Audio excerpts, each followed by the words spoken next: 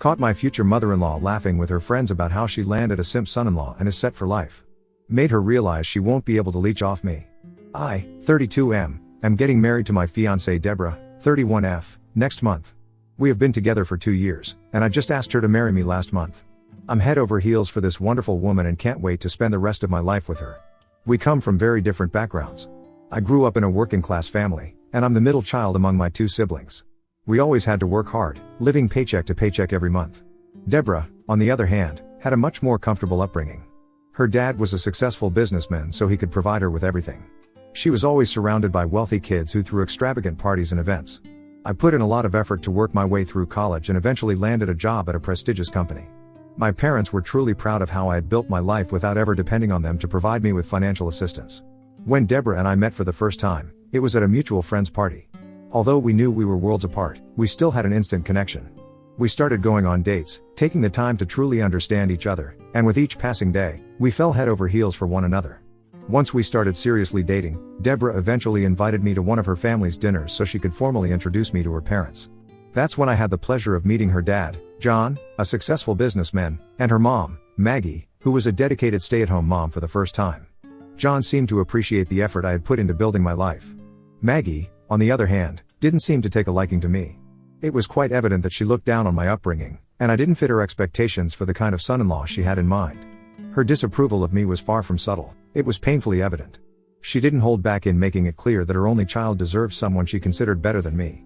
She would often cut me off in conversations, and her disapproving glances spoke volumes, making it a challenging and awkward situation to navigate.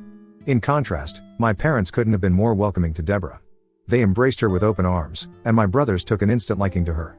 They would playfully tease her, telling her that she still had time to run away and escape from me, all in good fun, of course. It was heartwarming to see my family so supportive and accepting of our relationship. As time went on, I did my best to bridge the gap with Maggie, hoping to win her over. I understood that our different backgrounds and expectations might take her some time to reconcile. However, our interactions continued to remain strained, and I could sense her disapproval lingering in the background. Despite this challenge, Deborah and I focused on building our own world together, filled with love, understanding, and shared dreams. We were committed to nurturing our relationship, even in the midst of these familial disparities. We held on to the hope that, as time went by, Maggie might eventually come to accept and embrace me. Sadly, a year ago, John passed away from a heart attack suddenly. While he left behind substantial wealth, there were also unexpected debts that needed to be settled. Maggie had to make the difficult decision to sell her house and their car to cover these financial obligations when the bank came calling. Since then, she had to move in with us as she had nowhere else to go and has been living with us for the past 6 months. I didn't really mind having her live with us as I understood that she was going through a difficult time as she had just lost her husband. I tried my best to make her stay as comfortable as possible, but Maggie always found reasons to complain about around the house. Just for context, Deborah and I have always shared our responsibilities equally since we started living together. Given our careers, we take turns handling tasks like cooking, cleaning, and doing the laundry as part of our routine. It's a way for us to balance our busy lives and support each other in every aspect. My parents had taught me to be independent from a very young age, so I loved doing my share of the household work. Maggie absolutely despised this and would make her disapproval obvious. Throughout her stay, she has made subtle comments about how a man doesn't belong in the kitchen or a man shouldn't be doing household work. Usually, I don't take it to heart and I ignore it as much as possible, but over time, her comments have become progressively more hurtful and insensitive. I have talked to Deborah regarding this and she agrees that her mother's behavior has been very difficult and hostile. Now coming on to the incident, I was recently promoted at work, hence I wanted to do something special to celebrate this milestone with our family and friends. We decided to host a grand event, inviting our close ones. My to-be Mill also extended invitations to some of her rich friends whom she hadn't seen for a while, particularly after her husband's passing. While I'm not one to flaunt things, I entrusted Deborah with the planning, and she went all out with the party preparations. On the day of the celebration, our house looked great. As the guests started arriving, Maggie seemed to be having a good time, reconnecting with her old friends. My fiancé and I were busy hosting our own friends and relatives. As the party was in full swing, and the guests mingled and enjoyed the festivities, I couldn't help but notice that my to-be Mill's behavior had taken a turn for the worse. She had a few too many drinks and her comments started to get more and more inappropriate. She was bragging about how expensive everything around the house was, particularly the decorations and the food, in front of her friends. It was becoming increasingly uncomfortable, and I could see that some of our guests were taken aback by her behavior.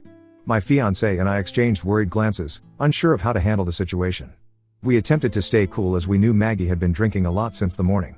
At one point, we ran out of wine, so I dashed to the nearby liquor store. When I got back home, I found my fiancée outside on the lawn, enjoying her time with our relatives. I served them the drinks and then headed back inside to check on the rest of our guests.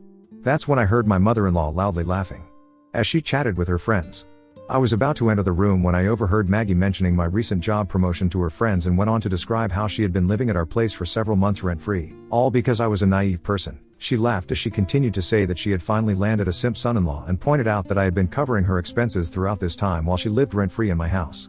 Her words stung, and I was taken aback by what she was saying. Her friends were all laughing loudly at my expense. She then went on to say that she was set for the rest of her life now that Deborah was going to marry me in a few months. My emotions were in turmoil, and I struggled with how to handle the situation. It was disheartening to hear these derogatory comments coming from someone whom I considered family, someone I had tried my best to welcome and support during a difficult time in her life. As I stood there in the hallway, grappling with a mix of anger, disappointment, and a sense of betrayal, I contemplated whether to confront her or wait for a more suitable moment to talk about this. My to-be Mill then told her friends that because I came from a low-income family I would continue to be a hard worker to her and she had nothing to worry about. At that moment, I couldn't hear her talk that way any longer and made a decision to walk into the room and confront her right then and there. I wanted to make it clear to her that she wouldn't be able to take advantage of me anymore. With a wine bottle in hand, I walked into the room and everyone fell into an awkward silence when they noticed my sudden arrival. Maggie's laughter ceased, and her expression shifted from surprise to a mixture of discomfort and concern. She was worried that I might have overheard the conversation. Pouring wine for everyone and placing the bottle down, I faced Maggie and began to speak. Maggie, I couldn't help but overhear your conversation with your friends. I stood there for a good 5 minutes, listening to you talk about how you've used my perceived naivety to your advantage. I want to make it clear that I welcomed you into my house with open arms and tried to support you during a difficult time, particularly because you had just lost your husband. However, making hurtful comments like this in front of our family and friends, and laughing at my expense, is not acceptable. The room remained tense, with a heavy silence weighing down on all of us. I could see that Maggie was taken aback by the directness of my words, and her friends seemed equally uncomfortable. Just as the tension was at its peak, my fiancée walked into the room, a puzzled expression on her face as she tried to understand what was happening as I stood in the middle of the room. With Deborah now in the room, I went on to explain to her what her mother had been telling people about me. Deborah's eyes widened in shock as she tried to comprehend the gravity of the situation. Maggie's expression shifted from shock to embarrassment. I knew I wouldn't be able to forgive her for the way she had spoken about me. I asked Maggie to immediately leave my house. Maggie's eyes widened as she began to frantically protest, knowing that she had nowhere else to go. Deborah remained quiet as she understood how humiliated I had felt because of her mother. I remained resolute in my decision, emphasizing that I could no longer trust my to-be Mill to be living with us. I suggested she could find accommodation with one of her wealthy friends who had joined the party and were evidently relishing in laughing at my expense just minutes ago. Maggie looked around the room, helplessly as her friends avoided eye contact, and I couldn't help but smirk. I had reached my breaking point and was no longer willing to be used and taken advantage of. In that tense moment, Deborah, who had been taken aback by the unfolding drama, finally spoke up. She addressed her mother with a mix of disappointment and determination. Mom, you've put us in an incredibly uncomfortable situation with your behavior today. We've always tried to support you, but this kind of treatment towards my fiancé is unacceptable. Maggie, now caught between her daughter's disapproval and her own embarrassing behavior, began to realize the gravity of the situation. She had no easy way out and attempted to apologize, but I wasn't willing to be manipulated any longer. Still seething in anger and disappointment, I walked out of the room. The party soon ended and my to-be Mill apparently left to stay at one of her relatives' places. Since the incident, I have been receiving messages from people with a variety of reactions. Most of the guests seem to support my decision to stand up for myself, but there are some family members from my fiancé's side who are telling Deborah that what I did was wrong and that I should not have humiliated her mother like that. My parents, who were present at the party, supported me 100% and had my back. The situation has caused a divide between our families, and the mixed opinions are adding to the tension. So I wanted to post here so I could get an unbiased opinion. Am I the a-hole for confronting my to-be Mill in front of everyone after I caught her making fun of me and letting her know that she won't be able to leech off me? Update 1. Thanks to everyone for your feedback on my last post. Many folks have suggested that this incident should serve as an eye-opener to the kind of family I would be marrying into. I have received suggestions that I should get a prenup with my fiancé before we get married, which I honestly never really thought about before. But after the recent incident, I'm seriously considering it. That day after the party ended, my wife and I had a lengthy conversation to discuss everything.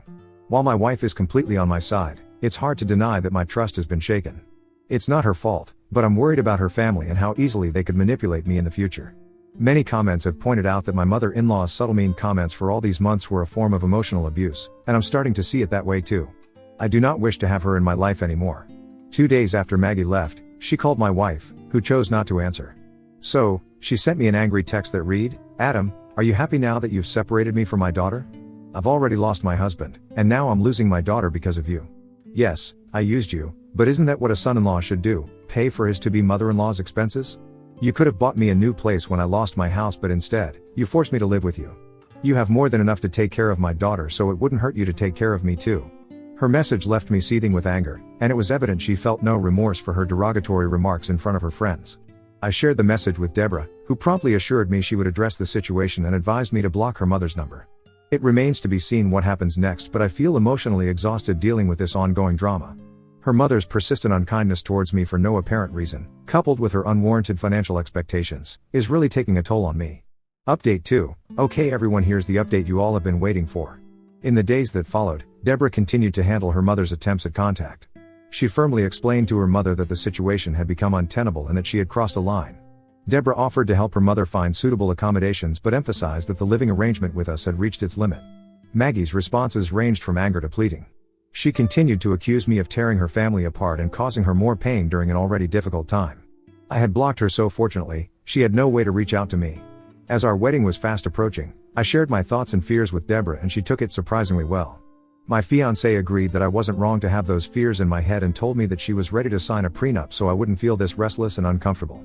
I was taken aback by how understanding she was, and I couldn't help but feel guilty for having any negative thoughts about her, all because of her mother's actions. After that conversation, I felt much better about our relationship. We were starting to regain a sense of normalcy, when Maggie unexpectedly showed up at our doorstep a few days later without any warning. I was alone at home when I heard the doorbell ring. She had come to confront me, and her accusations and anger poured out when I welcomed her inside to sit. Maggie claimed that I had ruined her relationship with her daughter forever, laying the blame squarely on my shoulders. Her words were filled with frustration and resentment. "You think you can just control everything, don't you?" she exclaimed. "You've taken my daughter away from me, and now you're trying to push me out of her life. This is my family too, and you can't just dictate what happens here." As the argument escalated, her accusations became more personal and cutting. She accused me of isolating her from Deborah and said that she deserved to be living with her daughter. I took a deep breath, trying to remain composed in the face of her accusations, and responded, "Maggie, this isn't about pushing you away. It's about preserving the peace and well-being of our family. Your actions and words have made it challenging to maintain a healthy environment here. I'm not trying to isolate you, I'm trying to set boundaries," I continued. "Deborah and I deserve to have a loving, supportive, and peaceful home. It's not about control, it's about ensuring that our relationship is respected and protected." At that point, thankfully, my wife returned from the grocery store and I breathed a sigh of relief knowing that she could handle her mother better. She was visibly shocked to find her mother standing inside our house. Hurrying to my side, she asked if I was okay, concern evident in her eyes. I nodded morbidly, relieved to have her presence beside me. Maggie, now directing her attention toward her daughter, accused me of trying to be controlling of her life. She said that she won't let me kick her out of the house and she planned to live here if my daughter was going to be here. She accused me of trying to divide the family apart since her husband had passed away. Deborah seemed pissed as she explained to her mother that after what she had spoken about me, she couldn't just expect me to forget about it. She reminded Maggie that she never even apologized to me for the harsh words she had spoken in front of the guests at a party that I had thrown in my house. Deborah reiterated to her mother that she was not entitled to live in my house just because Deborah was going to marry me. Maggie was displeased seeing her daughter support me, and it only seemed to escalate her anger. The room was charged with emotions and I didn't want this to escalate further, so I asked Maggie to leave immediately, otherwise I would call the police. Maggie's expression displayed a mixture of frustration and resignation, as she clearly wanted to argue about this further, but, thankfully, she decided to leave. After this incident, I am planning to take some space from Deborah and her family. I love her a lot, but I don't want to be stuck in a toxic environment like this forever. I guess I need to take some time to rethink our future. Update 3, it's been 4 months since my last update and I know it's been a long time, but here I am. I am thrilled to share that Deborah and I are now happily married. Our wedding day went off without a hitch, and it was a beautiful celebration of our love and commitment to each other. We were surrounded by our closest family and friends, and the day was filled with joy and cherished memories. I know I had mentioned last time that I was a bit unsure about marrying her, but after some time off alone, I realized that she was nothing like her mother. As we had discussed before our marriage, Deborah did sign a prenuptial agreement, which gave us both peace of mind. It was a decision that helped ensure that our relationship was built on trust, respect, and a mutual understanding of our responsibilities. One notable absence on our special day was Maggie, our mother-in-law. We did invite her as I didn't want my wife to not invite her only living parent to witness our wedding, but Maggie chose not to attend the wedding. Her anger and resentment towards me from the earlier conflicts, which led to her leaving our home permanently, still lingered. I couldn't help but feel sad for Deborah, who had to navigate the difficult decision of having her mother absent on such an important occasion. Nonetheless, our wedding was a day filled with love and happiness. We were grateful for the support of our loved ones who celebrated the beginning of our journey as a married couple. In the days following our wedding, Deborah and I have settled into our married life, cherishing the moments we share together and planning for our future. We are excited about the possibilities that lay ahead, and we know that our love will guide us through any challenges we might face. Update 4. Married life has been going great so far. Deborah and I have been relishing every moment of our life together as a married couple. We've found joy in the little things, from lazy Sunday mornings with breakfast in bed to sitting at home and reading books together. Our love has continued to grow, and we've become even more in sync with each other. We have embraced the various responsibilities that come with marriage rather smoothly. Recently, I have taken a significant step in my journey toward personal growth and family healing, thanks to everyone's advice. I decided to start therapy, and it has been a transformative experience ever since. Therapy has provided me with the tools to better understand and express myself and the dynamics within our family. It has allowed me to address the emotional wounds and challenges that I have faced, especially in my relationship with my mother-in-law. With the guidance of my therapist, I have been able to communicate more effectively with my wife and work on building a stronger and more communicative relationship. Once I felt I was ready, we tried to reach out to Maggie, hoping to mend the rift that had developed between us. While it wasn't easy for me to reach out, I knew how much Deborah loved her mother and I didn't want her to live her life without being in contact with her only remaining parent. We decided to invite Maggie to our home for dinner so we could all talk properly. Maggie had been staying at various relatives' places since the incident, and when Deborah first reached out with a dinner invitation, it took her by surprise. She seemed hesitant but also intrigued by the opportunity to reconnect with her daughter. She arrived at our home and we cautiously began with small talk to catch up on each other's lives. Deborah was the first to break the ice, expressing her desire to see a healthier relationship between me and Maggie. She shared how much she loved both of us and wanted to see us get along. Hearing this, Maggie slowly admitted that her actions had been fueled by a sense of loss and uncertainty after her husband's passing and that she had let those emotions cloud her judgment. She apologized to me for the way she had behaved and expressed that she didn't understand at first how much she had hurt me. I could see that she seemed genuinely sorry about the incident. The conversation continued, delving into the hurt feelings on both sides, the misunderstandings that had occurred, and the steps that could be taken to mend the rift. It was an emotional and honest discussion, marked by tears and heartfelt apologies. Deborah played a crucial role in facilitating the conversation, acting as a bridge between me and her mother. By the end of the evening, amidst a wonderful dinner, there was a sense of relief and optimism in the room. While the wounds of the past hadn't completely healed, the foundation for reconciliation had been laid. It was a promising start on the journey toward rebuilding the bonds that had been strained for so long. Since the evening, we have continued to meet Maggie during other family events, and there is no longer any awkwardness. Our relationship has gradually improved. Although I will never feel comfortable enough for her to live with us again, I remain patient and understanding, knowing that healing will take time.